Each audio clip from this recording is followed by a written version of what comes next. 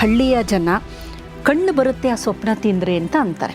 But ನಾನು ಈ ಹೆಸರು ಕೇಳಿಲ್ಲ. ಉತ್ತರ ಕರ್ನಾಟಕದಲ್ಲಿ ಈ ಸೊಪ್ಪು ಹೆಸರು ಬೇರೆ ಇರ್ಬೋದು ಅನ್ಸುತ್ತೆ.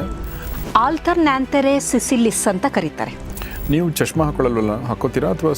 ಮೈಕ್ರೋಸ್ಕೋಪಲ್ಲಿ ಎಷ್ಟು ನಾನು ನೋಡ್ತಾ ಇದ್ದೆ ಅಂದರೆ ಡಬಲ್ ಗ್ಲಾಸ್ ಬರಬೇಕಿತ್ತು ನನಗೇನಕ್ಕೆ ಬಂದಿಲ್ಲ ಅಂತಂದರೆ, ನಾನು ಮೊದಲಿನಿಂದ ಸೊಪ್ಪು ಸದೆ ಅಂತೀವಲ್ಲ, 101 ಥರ ಸೊಪ್ಪು ಐಡೆಂಟಿಫೈ ಮಾಡಿ ಅದನ್ನು ಕೀಳ್ತಾರೆ ಕೆಲವರು ಹಳ್ಳಿಯವರು. ಈಗ ಅದು ನಾಲೆಡ್ಜ್ ಎಲ್ಲರಿಗೂ ಹೊರಟೋಗ್ಬಿಟ್ಟಿದೆ ಬಿಡಿ. 101 ಸೊಪ್ಪುನ ಬೆರಕೆ ಸೊಪ್ಪು ಅಂತ ತರ್ತಾರದು. ಬೆರಕೆ ಅಂದರೆ ಮಿಕ್ಸ್ ಸೊಪ್ಪು. ಬೆರಕೆ ಅಂದರೆ ಮಿಕ್ಸ್, ಅದಕ್ಕೆ ನೋಡಿ ಬೆರಕೆ ಅಂತ ಕೆಲವರು ಬೈತಾರಲ್ಲ ನೋಡಿ. ಕಾಡ್ಗೆ ಅನ್ನೋದು ಈಗ ಗೊತ್ತಿಲ್ಲ ನಂಗೆ, ಹಾಕೋತಾರಲ್ಲ ಅಂತ. ಬಟ್ ಅದರಿಂದ ಆಗುತ್ತೆ ಅನ್ನೋದು ಗೊತ್ತೇ ಇಲ್ಲ. ಮತ್ತು ಮನುಷ್ಯನಿಗೆ ಹಣ ಒಂದಿದ್ದರೆ ಮಾತ್ರ ಸುಖ ಸಿಕ್ಕಲ್ಲ, ನೆಮ್ಮದಿ ಸಿಕ್ಕಲ್ಲ. ಆಗಿನವ್ರಿಗೆ ಏನೂ ಇರ್ತಾ ಇರಲಿಲ್ಲ, ಆದರೆ ಎಷ್ಟು ಸಂತೋಷದಿಂದ ನೆಮ್ಮದಿಯಿಂದ ಇರ್ತಿದ್ರು.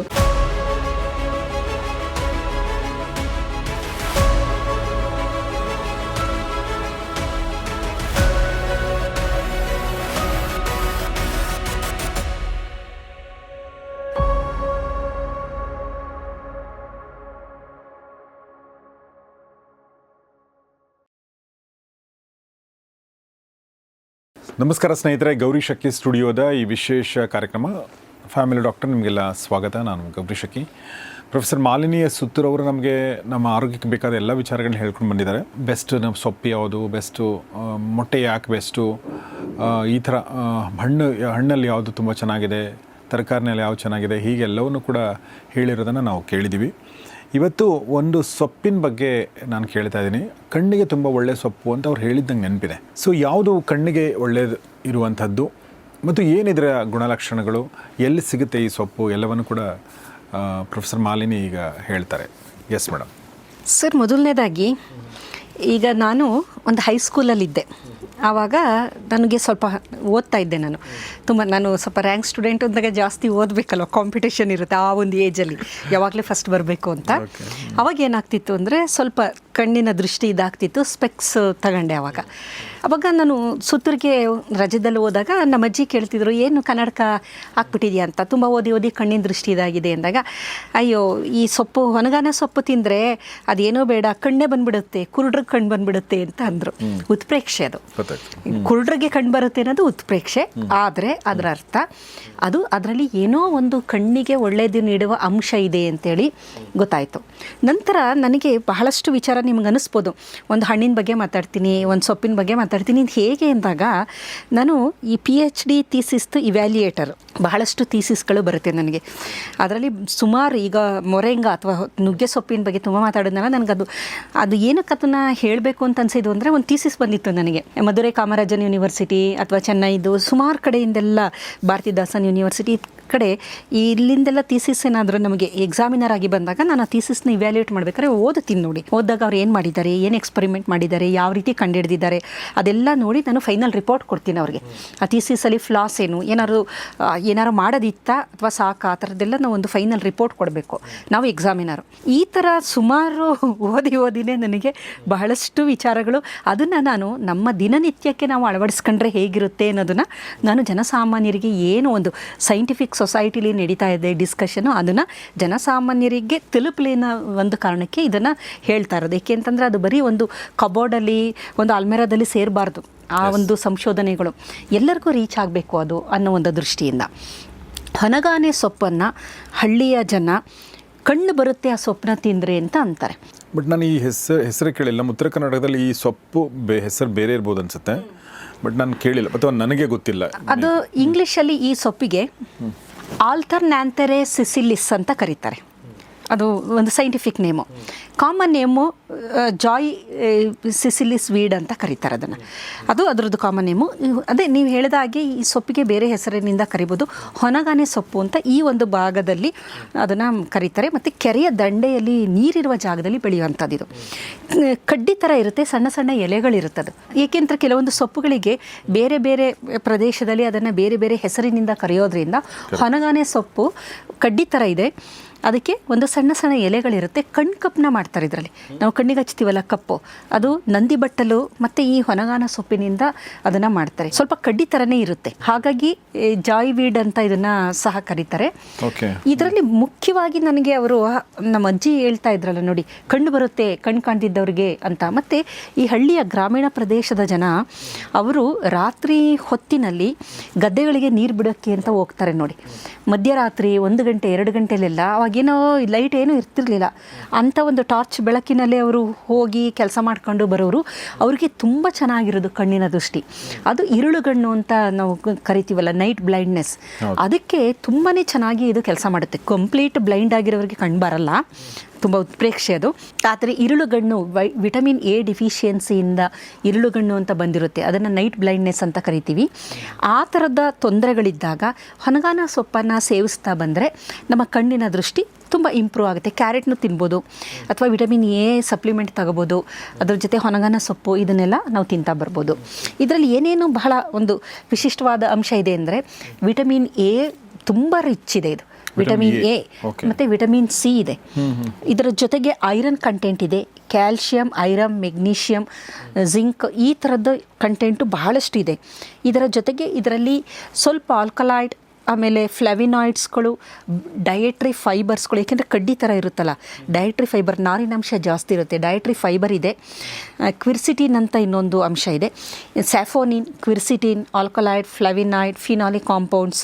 ಅದರ ಜೊತೆಯಲ್ಲಿ vitamin A, vitamin C, iron, calcium, zinc, ಈ ಥರದ ಅಂಶಗಳು ಯಥೇಚ್ಛವಾಗಿ ಇದರಲ್ಲಿ ತುಂಬಿ ತುಳುಕ್ತಾ ಇದೆ ಅಂತಲೇ ಹೇಳ್ಬೋದು. ಹಾಗಾದರೆ ವಿಟಮಿನ್ ಎ ಏನಕ್ಕೆ ನಮಗೆ ಮುಖ್ಯ ಅಂತಂದರೆ, ವಿಟಮಿನ್ ಎಲಿ ಕೆರಾಟಿನ್ ಅಂತ, ಬೀಟಾ ಕೆರಾಟಿನ್ ಅಂತ ಇರುತ್ತೆ. ಈ ಬೀಟಾ ಕೆರಾಟಿನಾಯ್ಡ್, ಈ ಕ್ಯಾರೆಟಲ್ಲೂ ಅಷ್ಟೇ ಕೆರಾಟಿನ್ ಅನ್ನೋ ಅಂಶ ಇರುತ್ತೆ, ವಿಟಮಿನ್ ಎ. ಅದು ಬೀಟಾ ಕೆರಾಟಿನ್ ಏನಿದೆ ಅದು ರೆಟಿನಾಲ್ ಆಗಿ ಕನ್ವರ್ಟ್ ಆಗುತ್ತೆ ನಾವು ಸೇವನೆ ಅದನ್ನು ಮಾಡಿದಾಗ. ಈ ರೆಟಿನಾಲು ರಾಡಾಪ್ಸಿನ್ ಆಗಿ ಕನ್ವರ್ಟ್ ಆಗುತ್ತದೆ, ಇನ್ನೊಂದು ಕೆಮಿಕಲ್ ಆಗಿ. ರಾಡಾಪ್ಸಿನ್ ಏನು ಮಾಡುತ್ತೆ, ನಮ್ಮ ಕಣ್ಣಿನ ದೃಷ್ಟಿ, ರಾಡ್ಸ್ ಅಂತ ಕೋನ್ಸ್ ಅಂತ ಇದೆ, ನಮ್ಮ ಫೋಟೋ ರೆಸೆಪ್ಟಾರ್ ಇದೆ ರೆಟಿನಾದಲ್ಲಿ, ಫೋಟೋ ರೆಸೆಪ್ಟಾರ್ ಸೆಲ್ಸ್ ಅಂತ ಇದೆ. ಅದು ರಾಡ್ಸ್ ಸೆಲ್ಲಿನ ಕೆಲಸ ಏನು ಅಂತಂದರೆ, ಕೋನ್ದು ಕಲರ್ ಇದು ಮಾಡೋದು. ರಾಡ್ಸ್ ನಿಮಗೆ ಬೆಳಕನ್ನು ಐಡೆಂಟಿಫೈ ಮಾಡುವಂಥದ್ದು. ಅದಕ್ಕೆ ನೋಡಿ ನೈಟ್ ಬ್ಲೈಂಡ್ನೆಸ್ಗೆ ಕಡಿಮೆ ಮಾಡೋದಕ್ಕೆ ಈ ವಿಟಮಿನ್ ಎ ಅವಶ್ಯಕತೆ ಇದೆ ಅಂತ ಹೇಳ್ತಾರೆ. ಹಾಗಾಗಿ ಇದನ್ನು ಮಕ್ಕಳಿಗೆ ಕೊಡ್ತಾ ಬಂದರೆ ನೈಟ್ ಬ್ಲೈಂಡ್ನೆಸ್ಸು ಕಡಿಮೆ ಆಗ್ತಾ ಬರುತ್ತೆ. ಜೊತೆಗೆ ಕಣ್ಣಿನ ದೃಷ್ಟಿ, ರಾತ್ರಿ ಹೊತ್ತು ನಿಮಗೆ ದೃಷ್ಟಿ ತುಂಬ ಚೆನ್ನಾಗಿರೋದಕ್ಕೆ ಅತ್ಯಂತ ಪೂರಕವಾಗಿರುವಂತಹ ಅಂಶ ಇದು ಅಂತ ನಾವು ಹೇಳಬಹುದು. ನೀವು ಚಶ್ಮಾ ಹಾಕೊಳ್ಳಲ್ವಲ್ಲ, ಹಾಕೋತೀರಾ ಅಥವಾ? ಅಂದರೆ ಇವಾಗ ಬಂದಿರೋದು. ಮೊದಲು ನಾನು ಓದಿರೋ ರೇಟ್ಗೆ ನಾನು ಇದರಲ್ಲಿ ಮೈಕ್ರೋಸ್ಕೋಪಲ್ಲಿ ಎಷ್ಟು ನಾನು ನೋಡ್ತಾ ಇದ್ದೆ ಅಂದರೆ, ಡಬಲ್ ಗ್ಲಾಸ್ ಬರಬೇಕಿತ್ತು ನನಗೇನಕ್ಕೆ ಬಂದಿಲ್ಲ ಅಂತಂದರೆ, ನಾನು ಮೊದಲಿನಿಂದ ಸೊಪ್ಪು ಸದೆ ಅಂತೀವಲ್ಲ, ಹಸು ತಿನ್ನುತ್ತಲ್ಲ ಆ ಥರ ತಿನ್ನೋದು ನಾನು. ನಿಜವಾಗ್ಲೂ ನಮ್ಮ ಮನೇಲಿ ಏನಾದರೂ ತರಕಾರಿ ಸಾಂಬಾರು ಅಥವಾ ಸೊಪ್ಪು ಮಾಡಿದ್ರೆ ಅದರ ಅರ್ಧ ಭಾಗ ನಾನು ತಿಂತೀನಿ, ಮಿಕ್ಕಿದ್ರಲ್ಲಿ ಇಡೀ ಮನೆಯವರೆಲ್ಲ ತಿಂತಾರೆ.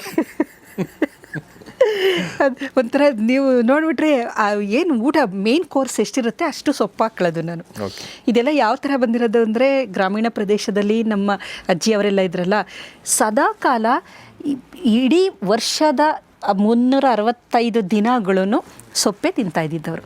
ಸೊಪ್ಪು ಅಪರೂಪಕ್ಕೆ ಅವರು ಬೇರೆ ಬೇರೆ ಏನೋ ತಿಂತಿದ್ರು ಅನ್ನೋದು. ಪ್ರತಿದಿನ ಸೊಪ್ಪುಗಳಲ್ಲಿ ಬೇರೆ ಬೇರೆ, ಒಂದಿನ ನುಗ್ಗೆ ಸೊಪ್ಪು, ಒಂದಿನ ಹೊನಗಾನೆ ಸೊಪ್ಪು, ಒಂದಿನ ಅರವೆ ಸೊಪ್ಪು, ಒಂದಿನ ಮಿಕ್ಸ್ಡ್ ಸೊಪ್ಪುಗಳು ಬರುತ್ತೆ. ನಿಮಗೆ 101 ಥರ ಸೊಪ್ಪು ಐಡೆಂಟಿಫೈ ಮಾಡಿ ಅದನ್ನು ಕೀಳ್ತಾರೆ ಕೆಲವರು ಹಳ್ಳಿಯವರು. ಈಗ ಅದು ನಾಲೆಡ್ಜ್ ಎಲ್ಲರಿಗೂ ಹೊರಟೋಗ್ಬಿಟ್ಟಿದೆ ಬಿಡಿ. 101 ಸೊಪ್ಪುನ, ಬೆರಕೆ ಸೊಪ್ಪು ಅಂತ ತರ್ತಾರದು. ಬೆರಕೆ ಅಂದರೆ ಮಿಕ್ಸ್, ಅದಕ್ಕೆ ನೋಡಿ ಬೆರಕೆ ಅಂತ ಕೆಲವ್ರಿಗೆ ಬೈತಾರಲ್ಲ, ಅಂದರೆ ಅವನಿಗೆ ಸರಿಯಾಗಿ ಸ್ಟೇಬಲ್ ಇಲ್ಲ ಅವರು ಅಂತ. ಹಾಗಾಗಿ ಬೆರಕೆ ಸೊಪ್ಪು ಅಂತಂದರೆ ಮಿಕ್ಸ್ಡ್ ಅಂತ.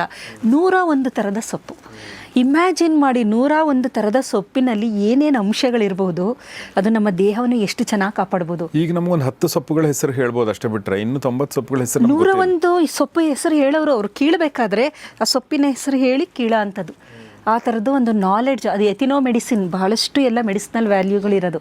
ಮತ್ತು ಆಡು ನೋಡಿ, ಏನು ಕುರಿಗಿನ್ನ ಆಡನ್ನು ಜನ ತುಂಬ ಇಷ್ಟಪಡ್ತಾರೆ ತಿನ್ನೋದಕ್ಕೆ, ಏಕೆಂದರೆ ತುಂಬ ನ್ಯೂಟ್ರಿಟಿವ್ ಅದು ಅಂತ. ಏಕೆಂದರೆ ಆಡು ಈ ಥರದ್ದು ಎಲ್ಲ ಸೊಪ್ಪುಗಳನ್ನು ತಿಂದಿರುತ್ತದೆ, ಅದಕ್ಕೆ ಆಡು ಮುಟ್ಟದ ಸೊಪ್ಪಿಲ್ಲ ಅಂತಾರಲ್ಲ. ಅದು ಆಡು ಮುಟ್ಟದೇ ಇರೋ ಸೊಪ್ಪು ಅಂತಂದರೆ ಪಾಯ್ಸನಸ್ ಅಂತದು.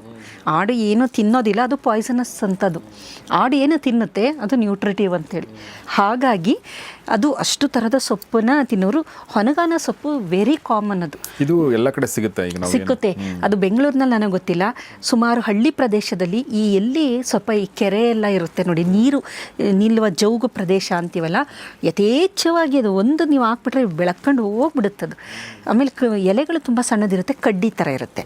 ಸೊ ಇದರಲ್ಲಿ ವಿಟಮಿನ್ ಎ ಇರೋದ್ರಿಂದ ಇದು ಅತ್ಯಂತ ಒಂದು ಉಪಯುಕ್ತವಾದದ್ದು ಅಂತ ಅನ್ಬೋದು. ಮತ್ತು ಐರನ್ ರಿಚ್ ಇರುತ್ತೆ, ಸಿಕ್ಕಾಬಿಟ್ಟು ಐರನ್.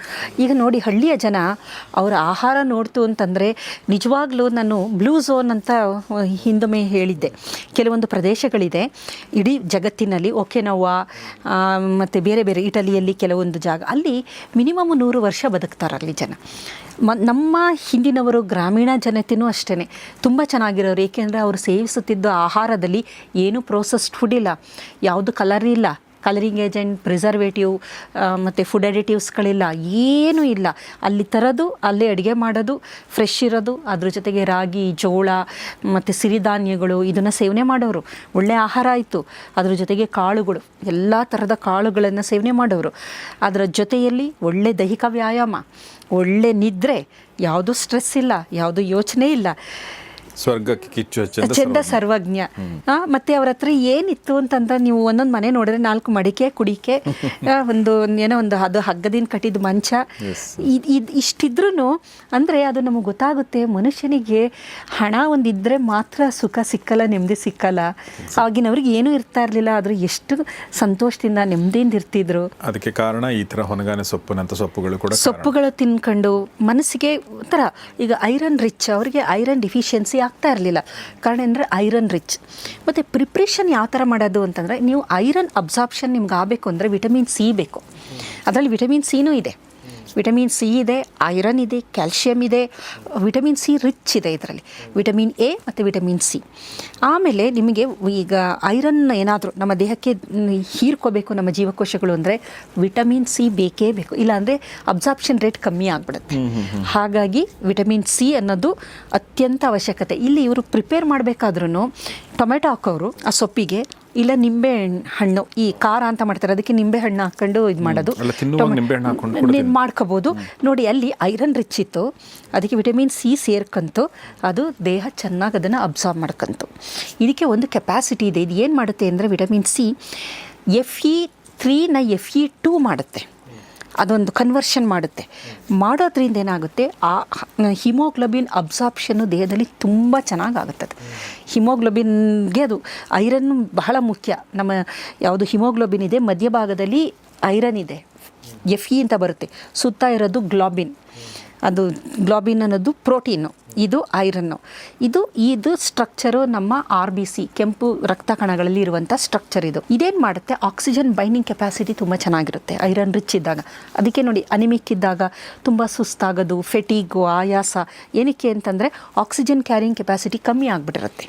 ಮೇಡಮ್, ಇದನ್ನು ಮಾಡೋದು ನಾವೇನು ಪಾಲಕ್ ಮಾಡ್ತೀವಿ ಅಥವಾ ದಾಲಲ್ಲಿ ಕೆಲವೊಂದ್ಸಲ ಮಾಡ್ತೀವಿ, ಸಪ್ರೇಟ್ ಸೊಪ್ಪನ್ನೇ ಅದಕ್ಕೆ ಒಗ್ಗರಣೆ ಹಾಕಿ ಅದನ್ನು ಬೇಯಿಸಿ ಮಾಡುವಂಥದ್ದು, ಎರಡೂ ಥರನೂ ಮಾಡ್ಬೋದು ಇದನ್ನು. ಇದು ನಿಮಗೆ ಸೊಪ್ಪು ಒಗ್ಗರಣೆ ಹಾಕಿ ಸೊಪ್ಪಿನ ಜೊತೆ ಕಾಳು ಹಾಕಿ ಚೆನ್ನಾಗಿ ಬೇಯಿಸೋದು. ಆ ಕಟ್ಟನ್ನು ನೀವು ಸಾರಾಗಿ ಬಳಕೆ ಮಾಡ್ಕೋಬೋದು. ಅದಕ್ಕೆ ನೀವು ಮಸಾಲೆ ಹಾಕಿ ಉಪ್ಸಾರು ಅಂತ ಮಾಡ್ತಾರಲ್ಲ ಆ ಥರನಾರು ಮಾಡ್ಬೋದು, ಅಥವಾ ಬೇರೆ ಥರ ಬಸ್ಸಾರು ಅಂತೆಲ್ಲ ಮಾಡ್ತಾರೆ, ಬೇರೆ ಬೇರೆ ಥರ ಅದು ಮಾಡ್ಬೋದು. ಈ ಪಲ್ಯ, ಈ ಸೊಪ್ಪೇನಿರುತ್ತೆ ಇದನ್ನು ಪಲ್ಯವಾಗಿ, ಇದಕ್ಕೆ ಈರುಳ್ಳಿ, ಹಸಿರು ಮೆಣಸಿನಕಾಯಿ ಈ ಥರ ಎಲ್ಲ ಒಗ್ಗರಣೆ ಹಾಕಿ ಇದನ್ನು ಪಲ್ಯವಾಗಿ ಸೇವನೆ ಮಾಡೋದು. ಸೊ ನನ್ನ ಲೈಫಲ್ಲಿ 2 ಇರಲಿಲ್ಲ, ಒಂದು ಮಡಹಾಗಲಕಾಯಿ ಇರಲಿಲ್ಲ, ಅದು ಬಂತು. ಈಗ ಹೊನಗಾನ ಸೊಪ್ಪು ಕೂಡ ನಾನು ತಿಂದಿಲ್ಲ, ಈ ಸೊಪ್ಪು ಕೂಡ ನಾನು ನೀವು ತಿಂದರೆ ನಿಮ್ಮೊಂದು ಅದ್ರದ್ದು ಸ್ಪೆಕ್ಟಕಲ್, ಇದ್ರದ್ದು ಪವರ್ದು. ಹೌದು, ಖಂಡಿತ. ಅವ್ರಿಗೆ ಎಷ್ಟು ವರ್ಷ, 80-90 ವರ್ಷ, ಕಣ್ಣು ಎಷ್ಟು ಚೆನ್ನಾಗಿ ಕಾಣೋದು ಅಂತಂದರೆ ಆಶ್ಚರ್ಯ ಆಗುತ್ತೆ ನನಗೆ. ಸಣ್ಣದನ್ನು ಹೊಲಿತಾರವರು ಕೆಲವರು. ನಮ್ಗನ್ಸೋದು ರಾಮ ನಾವು ಸ್ಪೆಕ್ಸ್ ಹಾಕಣೆ ನಮ್ಮ ಕೈ ಕಾಣೋದಿಲ್ವಲ್ಲ, ಹೇಗೆ ಅಂದರೆ ಆಹಾರದಲ್ಲಿ ಇದೆಲ್ಲ ಪೂರಕವಾದ ಅಂಶಗಳನ್ನು ಅವರು ತಗೊಂಡಿರ್ತಾರೆ. ಜೊತೆಗೆ ರೋಗ ಪ್ರತಿರೋಧಕ ಶಕ್ತಿಯನ್ನು ತುಂಬ ಚೆನ್ನಾಗಿ ಜಾಸ್ತಿ ಮಾಡುತ್ತೆ, ಕಾರಣ ವೈಟಮಿನ್ ಸಿ. ಈ ವೈಟಮಿನ್ ಸಿ ಏನು ಮಾಡುತ್ತೆ ಅಂತಂದರೆ ನಮ್ಮ ವೈಟ್ ಬ್ಲಡ್ ಸೆಲ್ಸ್ ಅಂತ ಏನಂತೀವಿ, ಬಿಳಿ ರಕ್ತ ಕಣಗಳು, ಯಾವುದು ಮ್ಯಾಕ್ರೋಫೇಜಸ್ಸು ಇದನ್ನೆಲ್ಲ ಇದು ಮಾಡೋ ಅಂಥದ್ದು, ಅಂಥ ಬಿಳಿ ರಕ್ತ ಕಣಗಳನ್ನು ಆ್ಯಕ್ಟಿವೇಟ್ ಮಾಡುತ್ತೆ. ಅದರ ಜೊತೆಗೆ ರೋಗ ಪ್ರತಿರೋಧಕ ಶಕ್ತಿಯನ್ನು ಉಂಟು ಮಾಡುವ ಒಂದು ಆ್ಯಂಟಿ ಇನ್ಫ್ಲಮೇಟರಿ ಸೈಟೋಕೈನ್ಗಳನ್ನು ಜಾಸ್ತಿ ಮಾಡ್ತಾ ಬರುತ್ತೆ. ಹಾಗಾಗಿ ರೋಗ ಪ್ರತಿರೋಧಕ ಶಕ್ತಿ ಚೆನ್ನಾಗಿರುತ್ತೆ.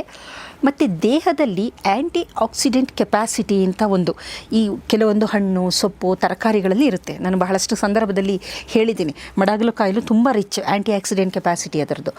ಇದನ್ನು ಸೇವನೆ ಮಾಡಿದಾಗ ನಮಗರಿವಿಲ್ಲದೆ ದೇಹದಲ್ಲಿ ಏನಾದರೂ ವಿಷಗಳು ಬಿಡುಗಡೆಯಾಗಿದ್ದರೆ ಆ ವಿಷವನ್ನು ನಿರ್ವಿಷಯುಕ್ತ ಮಾಡುವ ಶಕ್ತಿ ಇದಕ್ಕಿದೆ. ಇದರಿಂದ ಕಣ್ಣು ಕಪ್ಪನ್ನ ತಯಾರು ಮಾಡ್ತಾರೆ ಅಂತಲೂ ನಾನು ಹೇಳಿದೆ. ಏಕೆಂತಂದರೆ ನೋಡಿ, ಜನಕ್ಕೆ ಗೊತ್ತಿತ್ತು ಇದು ತುಂಬ ಕಣ್ಣಿಗೆ ತುಂಬ ಒಳ್ಳೆಯದು. ಕಣ್ಣಿಗೆ ಮೊದಲು ಕಾಡಿಗೆ ಅಂತ ಹಚ್ತಾ ಇದ್ವು, ಮೊದಲು ಬರ್ತಾ ಇತ್ತದು ಒಂದು ಡಬ್ಬದಲ್ಲಿ ಬರ್ತಾ ಇತ್ತು ನೋಡಿ.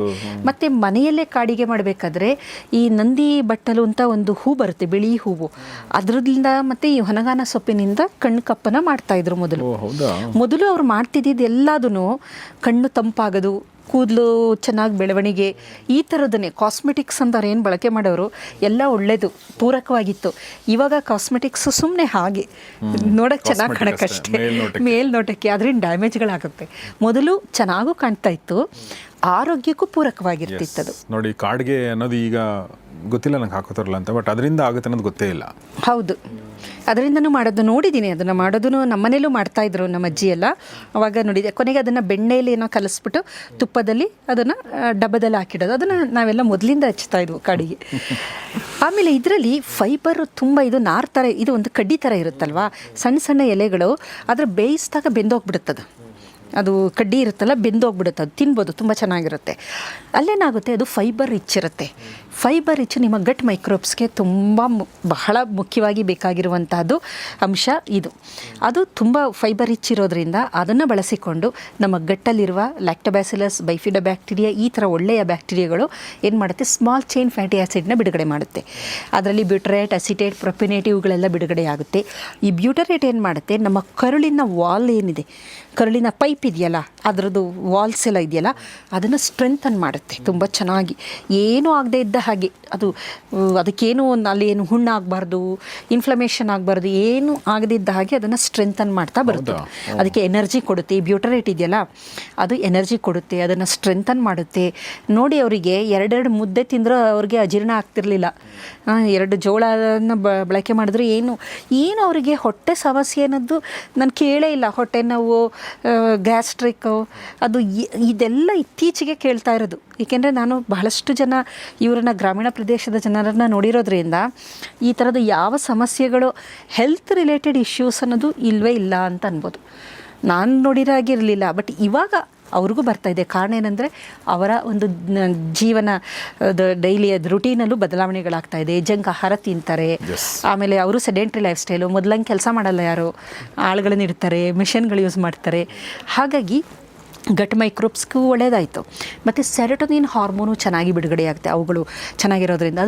ಅದು ನಮಗೆ ಮೂಡ್ ಹಾರ್ಮೋನ್, ಅದು ಸಂತೋಷ ನೀಡುವಂತಹ ಹಾರ್ಮೋನು. ಮಳೆ ಬರಲಿಲ್ಲ ಅಂದರೂ ರೈತ ಏನು ಅಷ್ಟೊಂದು ನಮ್ಮ ಥರ ಸ್ಟ್ರೆಸ್ ಮಾಡ್ಕೊತಾ ಇರಲಿಲ್ಲ.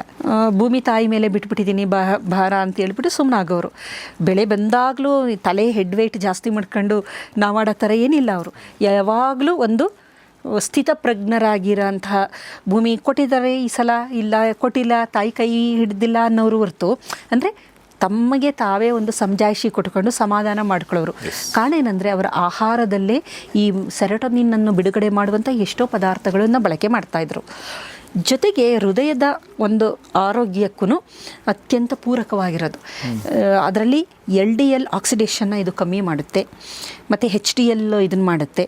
ಈ ಥರ ಹೃದಯಕ್ಕೆ ಮೇನು ಆರೋಗ್ಯಕ್ಕೂ ಇದು ಬಹಳ ಮುಖ್ಯವಾಗಿದೆ. ಹೃದಯ ಆಗ್ಬೋದು, ನಮ್ಮ ಲಿವರ್ ಆಗಿರಬಹುದು, ಕಿಡ್ನಿ ಆಗಿರಬಹುದು, ಹೊಟ್ಟೆಯ ಕರಳು ಮತ್ತು ಕಣ್ಣು ಮೇನ್ ಇರೋದು vitamin C, vitamin A rich ಇರೋದ್ರಿಂದ ಅದು. ಮತ್ತು ಕ್ವಿರ್ಸಿಟಿನ್ ಎಲ್ಲ ನಮ್ಮ ಗಟ್ ಮೈಕ್ರೋಬ್ಸ್ಗಳಿಗೆ, ಸ್ಯಾಫೋನಿನ್, ಕ್ವಿರ್ಸಿಟಿನ್.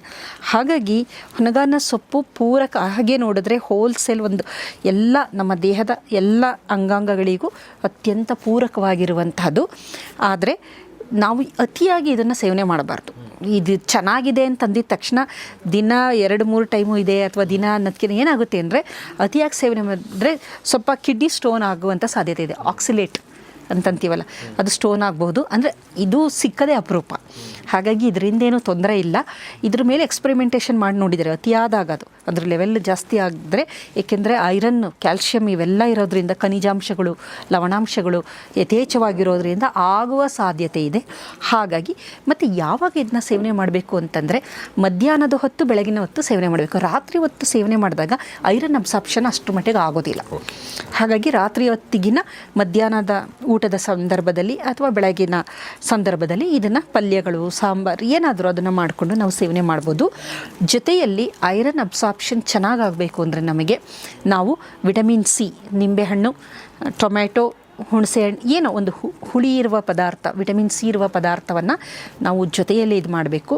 ಮತ್ತು ಐರನ್ ಅಬ್ಸಾರ್ಪ್ಷನ್ಗೆ ಬ್ಲಾಕರ್ಸ್ಗಳಿದೆ ಕೆಲವು. Main blocker coffee, tea. Iron tablet ನೀವು ತಗೊಂಡು ಜೊತೆಲೇ ಕಾಫಿ ಕುಡಿತು ಅಂದರೆ ನಿಮ್ಮ ಐರನ್ ಅಬ್ಸಾರ್ಪ್ಷನೂ ಆಗೋದಿಲ್ಲ, ಬ್ಲಾಕರ್ಸ್ಗಳದು. ಹಾಗಾಗಿ ಅಂಥ ಬ್ಲಾಕರ್ಸ್ನ ಒಂದಷ್ಟು ಸಮಯ ಅವಾಯ್ಡ್ ಮಾಡಬೇಕು. ಈಗ ನಾನು ತಿಂದಿದ್ದೀನಿ ಅಂದರೆ ಒಂದು 2 hours ಅದೆಲ್ಲ ನಮ್ಮ ದೇಹಕ್ಕೆ ಹೋಗಿ ಅದೆಲ್ಲ ಅಬ್ಸಾರ್ಬ್ ಆಗೋವರೆಗೂ ಬೇರೆ ಕಾಫಿ, ಟೀ ಆ ಥರದನ್ನು ಸೇವನೆ ಮಾಡದೇ ಇದ್ದರೆ ಬ್ಲಾಕ್ ಆಗೋದು ತಡೆಗಟ್ಟಬಹುದು. ಹಾಗಾಗಿ ಒಟ್ಟಾರೆ ನಮ್ಮ ಸಂಪೂರ್ಣ ಆರೋಗ್ಯಕ್ಕೆ ಹೊನಗಾನ ಸೊಪ್ಪು ಇದೆಲ್ಲ ಎಷ್ಟು ಕಡಿಮೆ ಅಂತಂದರೆ, ನಿಮಗೆ ಅವರು ಮಾರ್ತಾರೆ ನೋಡಿ ಹಳ್ಳಿಯಿಂದ ತಂದು, ಏನು ಒಂದು 10 ರೂಪಾಯಿಗೆ ನಿಮಗೆ ಒಂದಿಷ್ಟು ಕೊಡ್ತಾರೆ, ಬರೀ 10 ರೂಪಾಯಿ, 5 ರೂಪಾಯಿ. ನನಗೆ ಕೆಲವು ಸಲ ಅನಿಸುತ್ತೆ ಅವ್ರಿಗೆ ಏನು ಸಿಗುತ್ತೆ. ಈಗಿನ ಕಾಲದಲ್ಲಿ 10 ರೂಪಾಯಿಗೇ ಬೆಲೆನೇ ಇಲ್ಲ.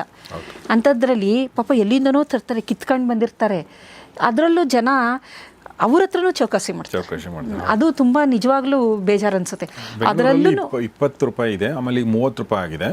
ಬಟ್ 20 ರೂಪಾಯಿ ಕೂಡ ತುಂಬಾ ಕಡಿಮೆ ನನ್ನ ಪ್ರಕಾರ. ಈ 30 ರೂಪಾಯಿನೂ ಕಡಿಮೆನೆ. 30 ರೂಪಾಯಿಗೆ ಒಂದು ಕಾಫಿ ಬರುತ್ತೆ. ಈಗ ಸ್ವಲ್ಪ ಒಳ್ಳೆ ಹೋಟ್ಲ್ಗೆ ಹೋದ್ರೆ ಸರ್ 50 ರೂಪಾಯಿ ನೀವು ಮೈಸೂರು ಬೆಂಗಳೂರು ರೋಡಲ್ಲಿ ಇರೋ ಹೋಟೆಲ್ಗೆ ಹೋದ್ರೆ ಒಂದು ಕಾಫಿಗೆ 50 ರೂಪಾಯಿ ಕೊಡಬೇಕು ನೀವು. ಅಂಥದ್ರಲ್ಲಿ ನಾವು ಒಂದು ಕಾಫಿ ಕುಡಿತೀವಿ, ಅವ್ರ ಹತ್ರ ಚೌಕಾಸಿ ಮಾಡ್ತಾರಲ್ಲ. ನಿಜವಾಗ್ಲೂ ಇಂಥದ್ದೆಲ್ಲ ನಾವು ಎಲ್ಲೋ ಒಂದು ಕಡೆ ನಾವು ಸ್ವಲ್ಪ ಬದಲಾಯಿಸ್ಕೋಬೇಕು.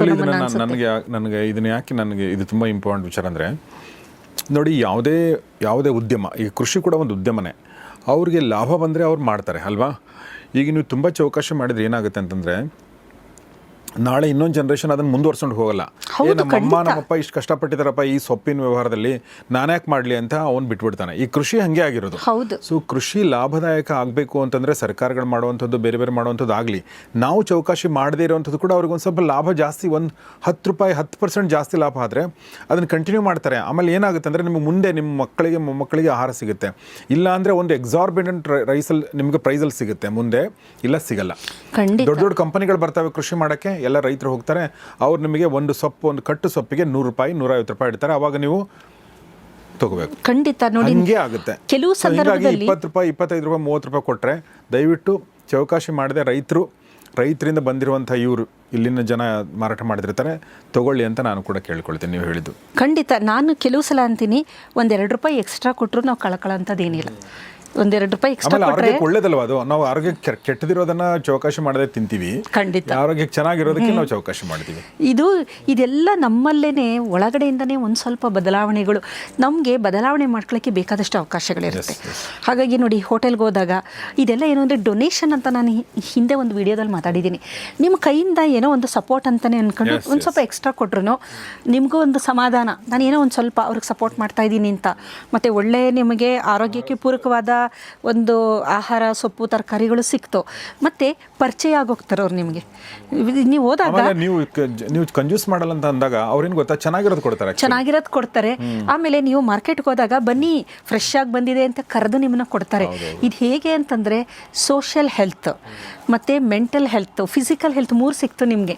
ಬರೀ ಒಬ್ಬ ರೈತ ಮಹಿಳೆಯ ಯಾರೋ ಸೊಪ್ಪು ತರಕಾರಿ ಮಾರೋರು ಇರ್ತಾರಲ್ಲ, ವಯಸ್ಸಾದವರೇ ಕೂತಿರ್ತಾರೆ. ಅವರು ಏನಕ್ಕೆ ಕೂತ್ಕೊಂಡು ಮಾರಬೇಕಲ್ವಾ, ಹಾಗಾಗಿ ವಯಸ್ಸಾದವರೇ ಕೂತ್ಕೊಂಡು ಮಾಡ್ತಿರ್ತಾರೆ.